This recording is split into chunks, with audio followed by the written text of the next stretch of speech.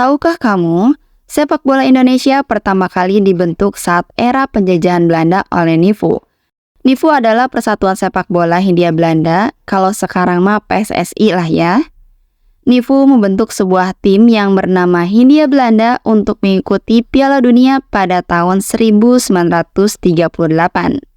Namun sayangnya pada saat itu mereka harus gagal setelah diajar Hungaria dengan skor akhir 0-6. Dan sayangnya juga itu satu-satunya penampilan Indonesia di Piala Dunia, dan Hindia Belanda adalah tim Asia pertama yang berpartisipasi di Piala Dunia tahun 1938 di Prancis. Pelatih pertama Hindia Belanda pada saat itu dilatih oleh Johannes Christoffel van Mastenbroek, dan timnas sepak bola Indonesia pun banyak mengalami perubahan dan berganti pelatih puluhan kali.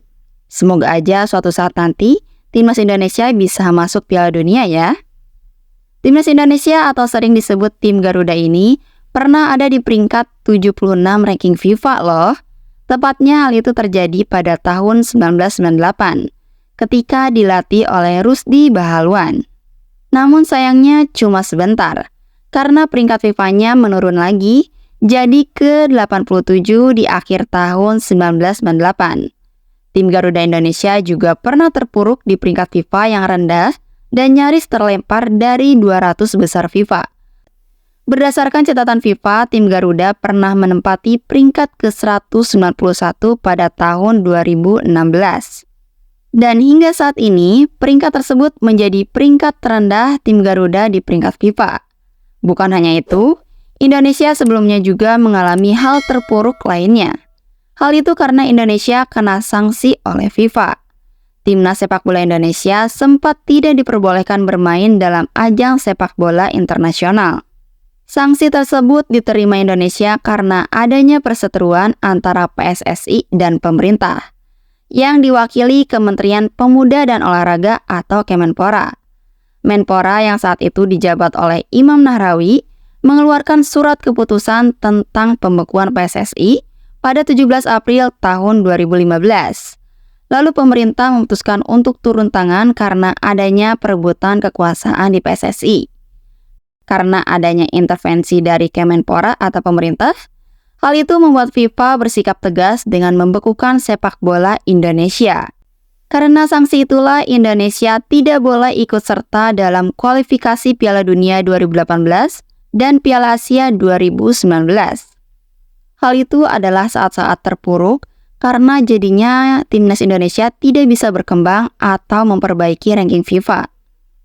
Setahun berlalu setelah Indonesia kena sanksi, akhirnya FIFA mencabut sanksi untuk Indonesia. Pencabutan sanksi itu dilakukan oleh Presiden FIFA, Gianni Infantino, saat Kongres Tahunan FIFA di Meksiko pada 13 Mei tahun 2016. Alasan Presiden FIFA mengambil keputusan tersebut karena pemerintah Indonesia telah mencabut surat keputusan pembekuan kepada PSSI. Timnas Indonesia pun secara perlahan mulai bangkit memperbaiki diri dan memperbaiki peringkat FIFA juga. Timnas Indonesia terkenal sering ganti pelatih dalam jangka waktu pendek. Dan saking seringnya, bahkan sempat setahun sekali gonta-ganti pelatih. Seperti yang kita ketahui, Indonesia adalah negara yang peminat sepak bolanya tinggi. Tapi sayangnya belum bisa membawa timnas Indonesia terbang tinggi seperti timnas negara lain. Dan masalahnya kita semua juga tahu, bukan karena pelatihnya. Karena mau ganti pelatih terbaik dan termahal di dunia pun, nyasar wakeneh gitunya, alias sama saja kalau tidak ada perubahan atau perbaikan dari pemain dan sistem sepak bola Indonesianya. Meskipun begitu, untuk sekarang timnas Indonesia dan PSSI perlahan mulai memperbaiki banyak hal. Timnas Indonesia perlahan di jalan yang benar, apalagi semenjak dilatih oleh Sinteyong. Pelatih asal Korea Selatan itu perlahan menunjukkan perubahan kepada timnas Indonesia. Hal itu membuat semangat dan harapan baru untuk masyarakat yang mencintai bola. Meskipun awalnya diragukan banyak orang dan tidak disukai, berkat kerja kerasnya, sekarang STY pun banyak dapat dukungan dari masyarakat Indonesia. Bahkan, ada orang yang sebelumnya tidak tertarik nonton timnas, Sekarang banyak orang jadi nonton dan mendukung timnas Indonesia, bahkan menanti-nanti permainan mereka. Karir Sinteyong sebagai pelatih timnas Indonesia bisa dibilang cukup menarik. Dia berhasil melewati 2 tradisi negatif di timnas Indonesia, yaitu tradisi gonta-ganti pelatih dan masa singkat pelatih asing.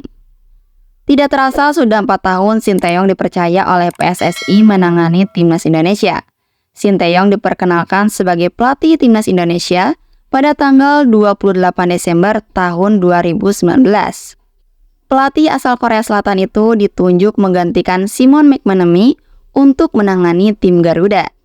PSSI yang saat itu dipimpin oleh Muhammad Iryawan memberinya kontrak selama 4 tahun. Dan sebenarnya kontraknya sudah berakhir. Namun kontraknya diperpanjang sampai Piala Asia U23 2024 selesai.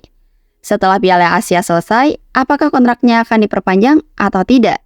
Tentunya hal itu tergantung kesepakatan STY dan PSSI.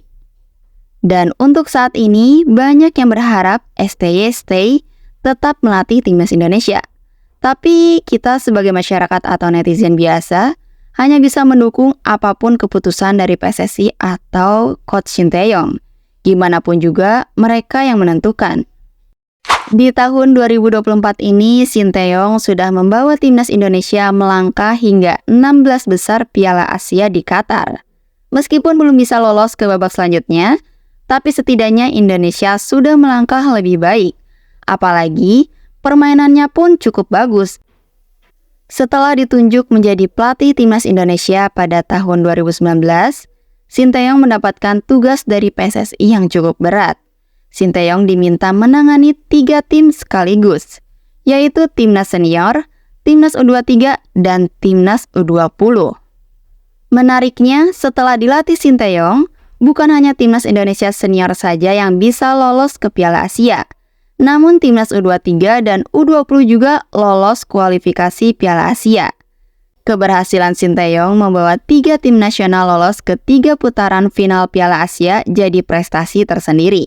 Karena timnas bisa lolos Piala Asia bukan karena jadi tuan rumah. Di Piala Asia U23, Indonesia belum pernah berpartisipasi. Sementara untuk level senior, terakhir kali timnas main di Piala Asia itu pada tahun 2007. Itu pun karena sebagai tuan rumah. Lalu Piala Asia U20, terakhir kali timnas Indonesia berpartisipasi pada tahun 2018 sebagai tuan rumah juga. Dan pada saat itu untuk U20, timnas bisa mencapai perempat final. Keberhasilan Sinteyong membawa 3 timnas Indonesia ke Piala Asia tidak berjalan cukup baik. Timnas Indonesia U20 gagal lolos dari fase grup Piala Asia.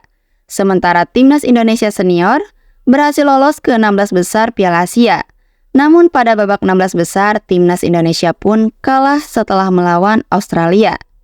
Sekarang tinggal menanti bagaimana aksi timnas Indonesia U23 di bawah asuhan Sinteyong saat berlaga di Piala Asia U23 yang akan digelar di Qatar pada tanggal 15 April sampai tanggal 3 Mei tahun 2024 nanti. Di Piala Asia Timnas U23, Indonesia satu grup dengan tuan rumah yaitu Qatar. Lalu ada Australia dan juga Yordania. Semoga nanti timnas bermain dengan baik dan mendapatkan keberuntungan yang baik juga ya. Meskipun Coach Sinteyong belum pernah meraih gelar juara, tapi permainan timnas Indonesia terus mengalami peningkatan. Hal ini terlihat dari kenaikan peringkat FIFA.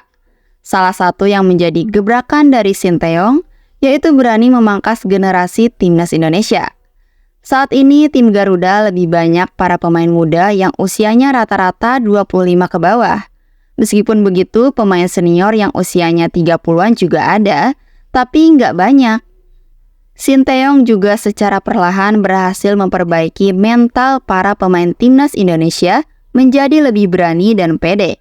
Karena sebelumnya, para pemain tim Garuda selalu merasa kalah sebelum bertanding, terutama jika melawan tim yang memiliki level di atas mereka. Selain itu, Sinteyong juga mampu memperbaiki masalah fisik para pemain timnas Indonesia. Hal itu terlihat dari semangat juang para pemain timnas Indonesia yang terus menggebu-gebu selama wasit belum meniupkan peluit tanda laga berakhir. Mereka mampu berlari tanpa henti selama 90 menit. Dan sejak dipercaya menjadi pelatih timnas Indonesia, Sinteyong telah bekerja sangat luar biasa. Gaya bermain timnas Indonesia juga jadi jauh lebih baik meskipun masih ada PR. Tapi setidaknya sudah ada perubahan yang terlihat. Apakah kedepannya akan ada kejutan lagi dari Sinteyong?